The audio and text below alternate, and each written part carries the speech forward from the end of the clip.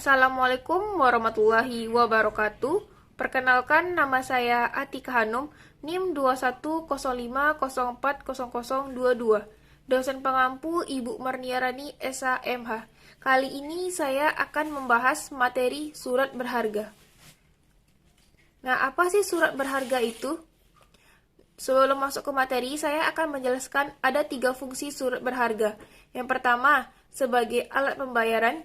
Yang kedua, sebagai alat pemilihan tagih. Yang ketiga, sebagai surat legitimasi. Nah, surat berharga adalah sebuah dokumen yang diterbitkan oleh penerbitnya sebagai pemenuhan suatu prestasi berupa pembayaran sejumlah uang sehingga berfungsi sebagai alat bayar kepada pihak-pihak yang memegang surat tersebut, baik pihak yang diberikan surat berharga oleh penerbitnya ataupun pihak ketiga kepada siapa surat berharga tersebut dialihkan.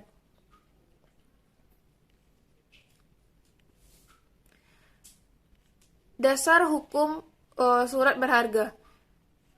Yang pertama ada KUHD, misalnya seperti cek, wesel, surat sanggup, promes, atas unjuk. Yang kedua ada perundangan lain untuk surat-surat berharga lainnya. Nah, di sini ada ciri-ciri surat berharga. Yang pertama, surat berharga berbentuk dokumen tertulis. Yang kedua, surat berharga harus memiliki nama. Yang ketiga, terdapat beberapa tanda tangan dari pihak terkait. Yang keempat, surat berharga merupakan perintah atau janji tanpa syarat dan di dalam surat berharga terdapat akta perintah atau janji membayar. Yang kelima, di dalam surat berharga terdapat nama orang yang membayar. Yang keenam, terdapat keterangan waktu pembayaran yang harus dilakukan. Nah, penggolongan surat berharga menurut isi dari perikatannya. Yang pertama ada surat yang bersifat hukum kebendaan. Cirinya, isi dari perikatan surat adalah bertujuan untuk penyerahan barang. Contohnya, konsumen atau bill of lading.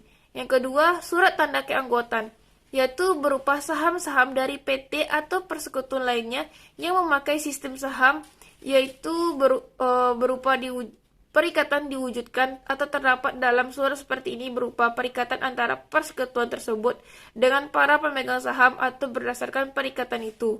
Pemegang saham dapat memakai hak untuk memberikan suara. Contohnya surat saham. Yang ketiga ada surat tagihan hutang, yaitu semua surat atas unjuk atau atas pengganti yang mewujudkan suatu perikatan. Contohnya wesel, cek, surat sanggup. Nah, syarat umum surat berharga. Yang pertama, nama surat, seperti wesel, cek, dan lain-lain. Perintah atau janji tanpa syarat. Yang kedua, nama tersangkut. Ketiga, hari gugur.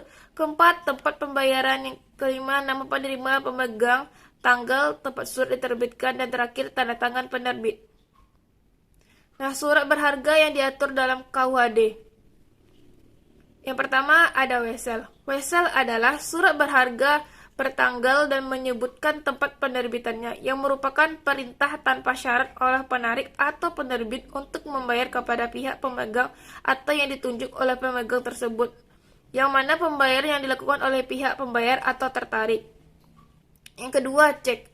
Cek adalah surat berharga bertanggal dan menyebutkan tempat penerbitannya yang merupakan perintah tanpa syarat oleh penarik atau penerbit untuk membayar kepada pihak pemegang atau pembawanya, yang mana pembayaran dilakukan oleh pihak membayar, yaitu bank dari pihak tersebut atau penerbit atau penariknya.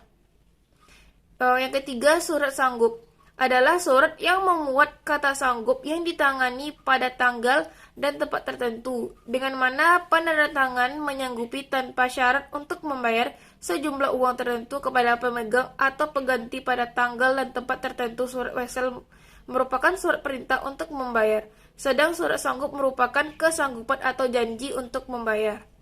Nah, yang keempat, promes atas unjuk adalah surat yang ditanggali di mana penandatangannya sanggup atau berjanji akan membayar sejumlah uang yang ditentukan kepada tertunjuk pada waktu diperlihatkan pada suatu waktu tertentu.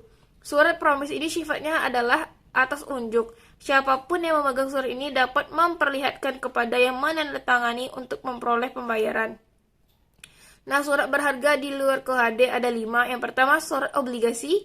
Yang kedua, bilet giro. Yang ketiga, sertifikat Bank Indonesia.